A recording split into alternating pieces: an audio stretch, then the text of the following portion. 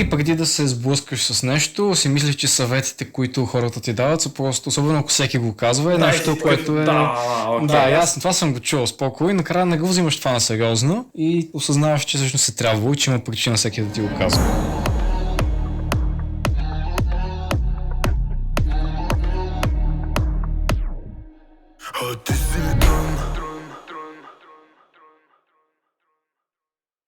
Здравейте, приятели! Аз съм Ейси. Аз съм Стела. И днес сме решили да говорим по... Всъщност за какво ще говорим, Стела? Ние днес ще си говорим за университета, какво е да учиш висше образование, така че всички, които в момента са студенти или са били, може би ще бъдат, нали, бъдещи студенти, да. Този клип би бил интересен, полезен. Специалното на този клип ще бъде засиленото участие на техният режисьор Бадо Боянски. Между другото, преди да започнем, искам само да ви помолим няколко неща. Харесайте видеото от сега и се абонирате, така помагате изключително много на канала ни. И също така, приятели, трябва да ви кажем, имаме сайт, който се казва icacproductions.com. Там можете да намерите много полезни музикални неща. Ако ви трябва нещо, ползвайте сайта ни, линк в описанието. Сега, нека да започваме. Минахте една година от университет. И как? Мина много бързо, то заминат първи курс успешно. Взет, ако мога така да се изразя, беше добре. За тази една година се случиха много неща. Аз бях пред квилене сблъсъци, така да кажем, емоционални, защото не дете се вика, аз малко ситуацията при мен е музиката и университета и леко трябва да...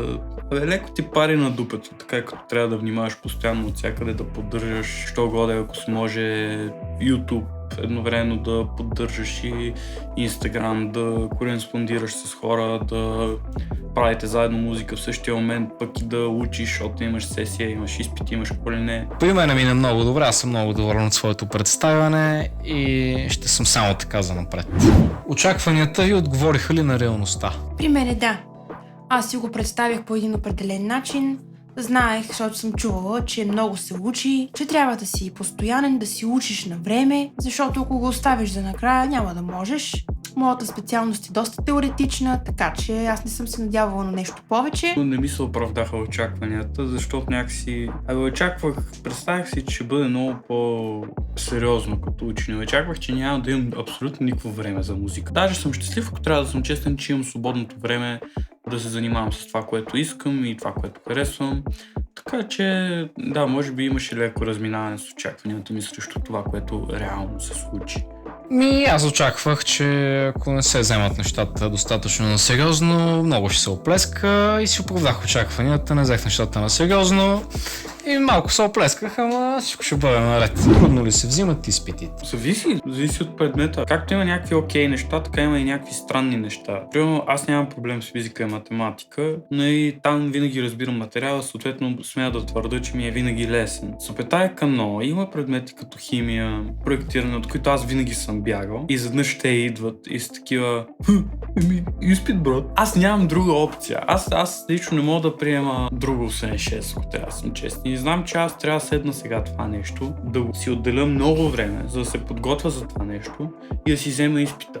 Защото за мен взимам изпит 6. Аз съм на мнение, че изпит може да се вземе лесно, с минимални усилия, но оттам насетне ти каква оценка искаш да изкараш над 3 си е сложно. Наистина, всеки преподавател си има различни изисквания. Малко е стряскащо, защото ти трябва да свикваш в кратък период от време с нови преподаватели, които идват, нали, поетапно всеки нов семестър. Това е, може би, най-напрягащото, но ако разбереш как мисли преподавателя и успееш да удовлетвориш очакванията му, няма да имаш проблем. Да, и не се опитваш да се заяждаш с всеки, защото обикновено не става много по-лесно, защото аз може би направих тази грешка. Според мен изпитите не са нещо сложно, със сигурност основното нещо е ученето, но въпреки, че има доста по-малко значение за разлика от в училище, където си дълго време с едни и същи преподаватели, отношението към асистентите и към професорите има някакво малко значение.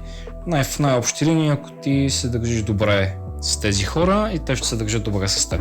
Има ли значение откъде си? От коя държава, от кой град? Имахме от други държави, нали, колеги, но те мислят, че не издържаха. Те си тръгнаха май, защото трудно е то, като българският не ти е роден език, а българският е труден. И да слушаш вече колкото идеи лекции, нали, малко по-сложен изказ на български, не е. Имаме едно момиче, тя идва от Тюркменистан, момичето, ни каза, че за 6 месеца е научила български, отуча се и го знае наистина добре. В смисъл няма проблем да говори на български и се справя, което е изумително, че при нея явно няма тази езикова граница. Така че зависи кой с каква амбиция идва, а пък кажем за хората от другите градове, визираме извън София, според мен няма значение откъде си, по-скоро има значение колко си старателен и колко си отдаден на делото, така да кажем, да просперираш по някакъв начин. Малко е особено, така интересно е със сигурност, защото когато си в гимназията, колкото идея, ти си в едно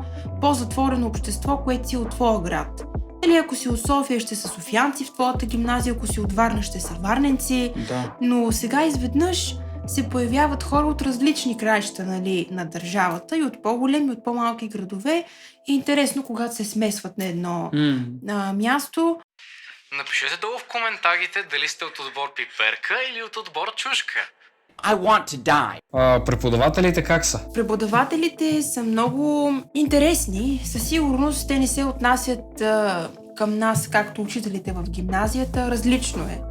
То е резонно, защото дистанцията е различна. Дистанцията е по-голяма със сигурност, но пък те правят часовете си доста интересни. Някои от тях, поне при нас, излизат извън рамките и разказват любопитни неща, които оставят не просто някаква обща култура, но направо това са си някакви интересни факти, които се захласваш и можеш да ги слушаш така по цял ден. Така че интересно е, трудно е понякога да им се следи мисълта, тъй като те не те диктуват, както в 8-ми клас ни диктуваха, но са много различни и те ще се отнасят по различен начин. Някои скъсяват дистанцията, други я държат доста далечна. Аз така, без да задълбавам много, единственото, което ще кажа е, че се радвам, че има хора, които подхождат като професионалисти към работата си и се грижат за студентите си, защото считам, че един студент е дете на преподавателя си и той трябва да се грижи за него по някакъв начин. Дали това ще е да му дава съвети, дали ще е да му помага по някакъв начин, така че се радвам, че има такива хора и че видях такива хора.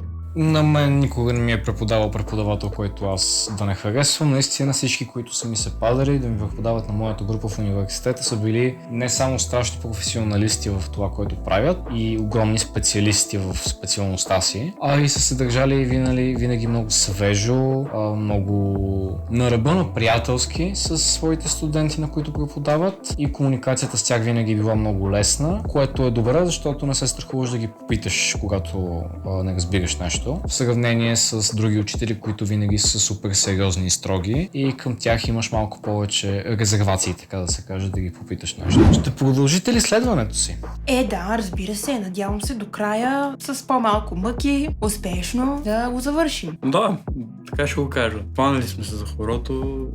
Трябва ще да го играем до край. Колебая се, но ще преценя. Дайте един съвет за бъдещите студенти. Най-добрият ми съвет, който мога да дам на студентите, които сега ще бъдат за първа година в университета, е да знаят, че в началото ще им е търсене. Защото промяната е голяма. В началото ще е тежко, но това е нормално. Трябва да знаят, че е добре на време да си учат нещата. Не оставяйте да четете в сесията и тогава и единствено и само в сесията. Това е грешка. Посещавайте си лекции и упражнения, записвайте си, разбирайте информацията на време, за да може, когато ви останат 4 дни да учите за изпит, да си преговорите всичко от до, а не тепърва да се запознавате с материалът. Единственото, което мога да добавя е: правете си за всяка седмица нещата, които сте взели. Мисъл, да и в някаква тетрадка или нещо. Просто така обобщавайте седмично какво се случва и сесията ще ви бъде много по-лесна. Другото, което мога да ви кажа е: намерете нещо, което искате да учите и си го учете. с огромно желание, независимо от преподавател. В крайна сметка, вие отивате там за себе си, а не за някой друг. Така че дързайте. И друго нещо. Тъй като има някои, нали, които още се колебаят за това какво искат да учат, не дейте да записвате нещо, което просто ви се струва интересно. По-добре си проучете преди да записвате нещо и после да казвате, аз не знаех или аз си мислех, че ще е друго. Имате информацията, просто се допитайте до нея. И другото, което е, ако нямате нещо, за което да мечтаете прекалено, запишете поне нещо, в което да сте добри, за да ви е малко по-лесно. Работете, за да не работите. Защото ако вие редовно си ходите на лекции и упражнения, записвате си и си преглеждате поне материала след като се приберете вкъщи, накрая ще се окаже много по-малко труд и време вложено в цялата работа, отколкото ако 1-2 седмици преди сесията се осъзнаете, че имате 7 изпита, за които не сте сядали. Значи силно се надяваме това видео да ви е харесало, приятели. Ако е така, харесайте го. Не забравяйте да оставите отдолу коментар, да кажете какво мислите. Аз бях Ейси. Аз бях Бат Боянски. Аз бях Стела. И ако ще ставате студенти, ви желаем успех, бутайте, ще успеете. И ще се видим скоро. Бутам и колкото натрупам всичко, брато, вътре бухам и няма го претупам и няма да се лутам, докато сърцето вътре тупка, ставам се изтупам и ще продължам да бутам.